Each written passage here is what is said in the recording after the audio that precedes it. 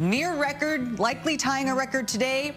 Yeah, again tomorrow. We started at 82 this morning. That is a new record for the warmest low temperature. All the way through the evening hours, your air conditioning is going to be running in that high category. Record-breaking heat in Texas is driving record-breaking energy demand as Texans crank up the air conditioning to stay cool. But in the top oil and gas producing state in the United States, it's solar power that's beating the heat. That's good news for climate change. The state is meeting its growing demand for electricity without burning more fossil fuels, which would make things worse. Every summer day in Texas, temperatures and electricity demand rise with the sun. At 6 p.m. on July 18th, with temperatures topping 38 degrees Celsius across the state, demand hit a new record. Power plants fueled by natural gas had been ramping up all day to keep air conditioners running.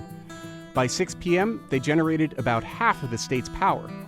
But solar had been coming on strong too, as the sun rose and the heat climbed. It reached 13% of the power supply when the state needed it the most. That may not sound like much, but it's a huge jump from just 4 years ago.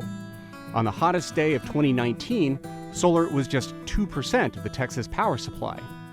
Solar's growth has been explosive in the state.